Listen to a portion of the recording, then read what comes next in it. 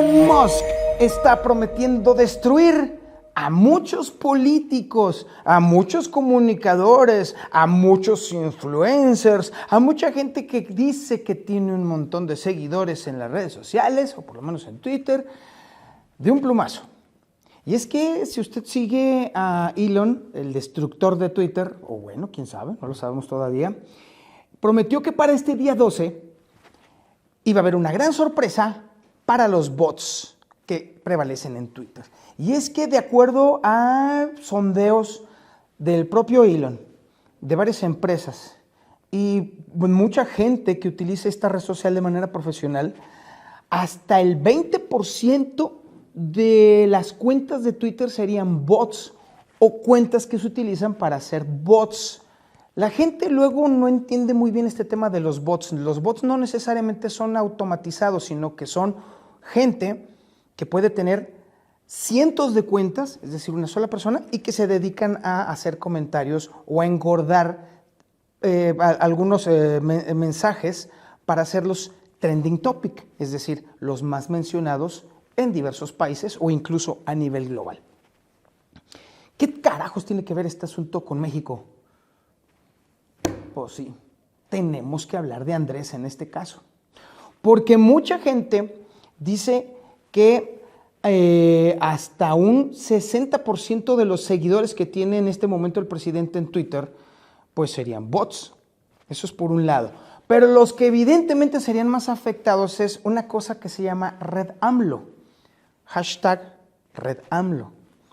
Y es que resulta que muchos analistas han determinado que la red AMLO, por lo menos hasta en un 87%, todos serían bots. Es decir, personas de la 4T que estarían manejando hasta 600 cuentas por persona, y si es posible, es perfectamente posible, y que estarían mandando constantemente mensajes a favor de López Obrador, o estar retuiteando, o estar, la clave, retuitear con comentario a favor de López Obrador, y los hashtags que se colocan o se están coordinando en ese momento para convertirlos en trending topic, o sea, ponerlos en boca de toda la gente que está en Twitter. Dicen que el día de hoy podría verse una enorme baja de la red AMLO, habrá que ver. Pero este asunto no prevalece únicamente entre los políticos. Esta forma de demostrar músculo a través de cuentas falsas. Mire, todos los que quieren ser influencers lo hacen, lo han hecho y lo seguirán haciendo de una o de otra forma. Inflar artificialmente las cuentas de redes sociales ha sido una debilidad de un montón de gente, y no solamente de políticos e influencers, también de comunicadores. Sí, los reporteros que usted sigue, los grandes reporteros, también tienen su cuota de cuentas falsas. Por supuesto que también hay gente, por ejemplo, dueños de medios de comunicación, también inflan sus números a través de bots. Este fenómeno de los bots, o la fuerza pública digital que podría tener cualquier persona en este ámbito, es una auténtica pérdida de tiempo. Si la red AMLO pierde al 80% de sus seguidores, si es que sucede algo de veras, de acuerdo a Elon Musk, no va a pasar absolutamente nada. Sobre todo en un país en donde la penetración de Twitter no llega a más del 5%. En donde sí hay penetración, y eso es un decir, es por ejemplo en Facebook, esa es la primera red social, y en donde también hay penetración, irónicamente, es en TikTok. Hoy por hoy, la segunda red social, por lo menos la que prevalece aquí en México. En un muy lejano, pero lejanísimo tercer lugar está Instagram. En cuarto lugar está, y a veces fluctuando, Snapchat. Y debajo de Snapchat está Twitter. Entonces, imagínense nada más toda la millonada que se han estado gastando los políticos, los influencers, los comunicadores, los reporteros, en una red social que tiene tan poca penetración.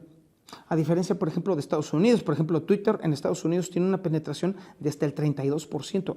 Ahí sí tiene bastante influencia y aún así es una pérdida de tiempo. Porque el tener seguidores en realidad no es la panacea. El que tus comentarios se coloquen en el trending topic tampoco sirve de absolutamente nada. Es un músculo que de nada, absolutamente nada sirve. Porque al final del día la gente de a pie, la gente, la banda, la raza, poco o nada checa ese tipo de cuestiones. O todo lo que se diga en esas redes sociales, poco o nada influye en su vida diaria, en su forma de pensar o en su manera de conducirse. Máxima políticamente. Así que, por lo pronto, bienvenida la posibilidad de que los bots pudieran ser dados de baja de Twitter, porque eso sí, le bajaría los calzones a mucha gente que se dice influencer, y usted se sorprendería de cuánta gente, incluidos también artistas, utilizan bots para hacer inflar artificialmente sus cuentas. Y al final del día no solamente quedarán como unos tontos, sino también como unos tontos mentirosos. Prácticamente lo mismo que los políticos. Tenemos que hablar de Ticketmaster y el desastre en el que se convirtió el concierto de Bad Bunny, las implicaciones y el riesgo en el que estarían todas las personas que han comprado boletos en Ticketmaster para las siguientes fechas, que ahí es donde está el verdadero problema. Ya se supo, bueno, el concierto de este pasado 9 de diciembre fue un desastre porque se presentó muchísima gente, aparentemente, de acuerdo a Ticketmaster, con boletos que habían sido clonados. Ticketmaster ofreció una disculpa pública en la misma madrugada del 10, o sea, cuando todavía estaba el guateque, y por supuesto, el día de hoy, Profeco, a través de Ricardo Sheffield, su titular, ofreció que van a buscar que Ticketmaster no solamente reembolse el 100% de los boletos que no fueron utilizados, sino que además se le ofrezca a los clientes un 20% adicional del costo del boleto a manera de indemnización. Pero además, Ricardo Sheffield aclaró una cosa. El problema no se dio por la supuesta clonación de los boletos, sino que se dio por sobreventa, lo cual entonces implicaría una responsabilidad total por parte de Ticketmaster. En lo que se dilucida este tema de que si fue la excesiva clonación o si también fue el asunto de la sobreventa, cabe decir que los dos problemas tuvieron mucho que ver en este asunto, porque sí, la clonación se ha dado de manera brutal, no solamente en este tema del concierto de Bad Bunny, sino también en muchas ocasiones, nada más que en esta ocasión, sobrepasó de manera increíble todas las capacidades que podría tener la empresa para controlarlo. Que hasta hay que decirlo, Ticketmaster no se ha preocupado gran cosa por este tema, porque siguen siendo el mismo papel y el mismo sistema de boletaje el que ha tenido durante años. Así que les vale un pepino. Eso es por un lado. Por otro lado, también queda claro el tema de que el señalamiento que está haciendo Profeco en contra de Ticketmaster es sumamente grave, porque esto estaría implicando una profunda corrupción entre quienes manejan el sistema de Ticketmaster. Y no es algo que prevalezca estrictamente en Ticketmaster México. No, también hubo problemas, por ejemplo, en el concierto de Taylor Swift, bueno, en la compra adelantada del concierto, en la cual el sistema se cayó y de pronto ya cuando volvió el sistema, ya casi todos los boletos estaban prácticamente vendidos, lo cual mucha gente dijo también, ¿cómo va a ser posible? En fin. Mire, queda claro que Ticketmaster o los sistemas que hacen el control de acceso para los grandes eventos se han visto ya sobrepasados por el advenimiento no solamente de nuevas tecnologías, sino también por la disponibilidad de las mismas para tanta gente. El papel que se utiliza para los boletos ya quedó rebasado y obsoleto desde hace mucho tiempo, porque la capacidad de clonar boletos prácticamente exactos es tremenda, La puede hacer casi cualquier persona en su casa. Así de grave este asunto. Ticketmaster tampoco ha invertido nada precisamente para mejorar los sistemas de seguridad. Se ha confiado en el papel que tiene, en el cual también ha hecho inversiones millonarias, pero insisto que han quedado sobrepasadas. Y ahora la pregunta del $1,000,000 o de pesos, de acuerdo a donde estemos. ¿Qué va a pasar con la gente que ya compró sus boletos para los siguientes eventos? Se va a poner muy interesante este asunto porque déjeme decirle que ahí viene, quizá ahí venga otro problema, ¿eh? Este de Bad Bunny fue un problemón tremendo, pero viene otro problema mayor. Billie Eilish va a estar en México, ¿sí? Ya viene entrado el siguiente año. Muchísima gente ya compró sus boletos. ¿En dónde? En Ticketmaster. Híjole. ¿Qué va a pasar? Vamos a ser testigos de exactamente lo mismo porque le ha puesto pesos a tostones a que el proceso de clonación ya comenzó desde hace bastante tiempo, ¿eh? ¿Qué va a suceder? ¿Cómo le va a hacer Ticketmaster México para prevenir este problema? No, que se viente encima. Y sobre todo, ¿qué va a hacer Profeco para impedir precisamente que se vaya a dar otro megafraude en contra de quienes ya hicieron la compra de este y otros eventos? Tema tremendo. Pero esto sí, es un fraude millonario en el que le puedo decir a usted que inevitablemente están involucrados trabajadores que están dentro de Ticketmaster. Ticketmaster también se ha hecho pato en mejorar sus sistemas de seguridad. Y por otro lado, también, hay que decirlo, a Profeco le tronó en el hocico este asunto de una manera brutal. Hay tiempo, poco, para resolver los problemas. Pero mire, si usted tiene boletos para siguientes eventos ya comprados en Ticketmaster, vale que vayan haciendo una petición extra de seguridad agregada al acceso, porque ir a grandes eventos y encontrarse con que no puedes entrar debe de ser la experiencia más horrorosa de la vida, sobre todo cuando uno está chavo. Híjole, eso debe de ser horrible. Pero está, la pelota está en el terreno de Ticketmaster y también de Profeco. Y por cierto, habrá que ver la multota que le tiene Profeco preparada a Ticketmaster, ¿eh? Dicen que es el 10% de las ganancias del 2021. Una la nota. Las obras del Tren Maya son toda una ironía. La idea de este Tren Maya es justamente que los turistas conozcan la riqueza cultural de la cultura maya, misma que está siendo destruida para poder darle paso al tren. Pero por otro lado, si nunca se hubiera pensado en este proyecto o se hubiera ejecutado, jamás hubieran sido estas obras encontradas. Está muy complicado este asunto del Tren Maya. Obra que ya se calcula que va a costar muchísimo más de 15,000 millones de dólares. Es una inversión descomunal la que se pretende para el Tren Maya. Y mire, la iniciativa del presidente Andrés Manuel López Obrador no está desprovista de mérito. Sabemos perfectamente que esta zona es una de las menos desarrolladas económica, cultural y políticamente. Entonces, obviamente, una obra de semejante magnitud traería beneficios para mucha gente del sureste mexicano. Eso es indudable. No podemos someter a un juicio tan fuerte o tan somero al tema este del Tren Maya. Inevitablemente, construir algo tan descomunal implica, sí, efectivamente, destruir, por lo menos en lo que es la zona del corte por donde va a pasar el Tren Maya. Por cierto, el ancho de las obras que están corriendo por allí es de un estadio de fútbol. El ancho de un estadio de fútbol, pero a lo largo. Es una obra increíble, de verdad, ¿eh? La verdad es una cosa tremenda. Pero irónicamente, miren, hay arqueólogos que están yendo por delante de las obras precisamente para poder catalogar rápidamente, lo más pronto posible, lo que se encuentren al paso de la obra del tren. Obviamente esto también financiado por el gobierno mexicano. Y se han estado encontrando con una riqueza incalculable de obras y de edificios de la época maya, justamente.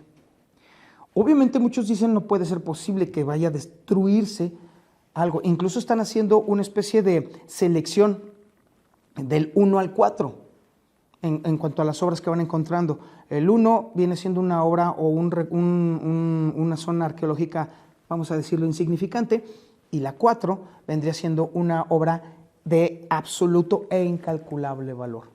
lo que están haciendo los arqueólogos es que están catalogando a toda prisa el valor justamente que tiene eso, porque detrás de ellos vienen las máquinas. O sea, muchas cosas interesantes, valiosísimas, se van a perder precisamente por eso. Pero al mismo tiempo, insisto, sí, por supuesto que cualquiera puede decir que es lamentable que lo que pues, se esté destruyendo en ese corte vaya a pasar a mejor vida o que nunca se ha conocido precisamente porque ahí viene la modernidad detrás. Pero al mismo tiempo, insisto, como se lo dije al principio, esto nunca se hubiera conocido jamás en la vida si no hubiera sucedido la obra del Tren Maya. Y qué lamentable, ciertamente, pero también qué gran oportunidad al mismo tiempo el poder conocer todo lo que hay en ese trazo, porque de otra manera no hubiera podido ser conocido. ¿Sí entiende usted la dicotomía en este asunto? ¿En dónde está la ambivalencia? ¿En dónde están los sentimientos encontrados? Al final, habrá que ver un tema clave en este asunto. El tema del Tren Maya no es solamente un tema de destrucción de obras y de legado arquitectónico y cultural de los mayas, sino que además también un serio tema de seguridad, porque esa zona está llena sobre todo el norte, está lleno de cenotes, y los cenotes no son nada confiables, y se ha comprobado que en el trazo del Tren Maya hay bastantes cenotes. Ojalá que la construcción y los constructores sean lo suficientemente hábiles como para poder sortear el reto tecnológico, técnico y administrativo para poder tener una infraestructura lo suficientemente fuerte y confiable como para que no vaya a suceder alguna desgracia. Ojalá, confiamos en que así suceda, como los puentes de Morena, pero bueno, o la línea 12 del ok, vamos a hacer de cuenta que eso no existe. Pero sobre todo el tema, todo lo que se alcance a recopilar del trazo del Tren Maya, también que se pueda salvar, ojalá lo más posible. Pero valdría la pena todavía añadirle algo a este asunto.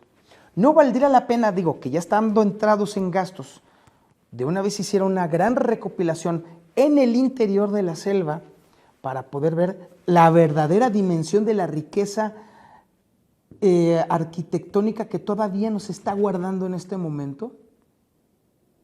Eso sería valioso, eso sería realmente importante. Alto costo, por supuesto que sí, pero es un gran legado el que todavía tenemos por delante. Y si un trazo tan relativamente pequeño como lo es el Tren Maya ha encontrado grandes riquezas, esta es una oportunidad increíble para conocer un 6%, un 7% más del legado enorme de los mayas en México. Insisto, a estas alturas yo ya no me atrevería yo a condenar la obra, pero también me parece lamentable que se esté haciendo con tanta prisa. Entiendo el porqué, pero la prisa va a destruir mucho, pero también es una gran oportunidad. De hecho, ahí le va. A lo mejor voy a decir algo que no le va a gustar a muchos.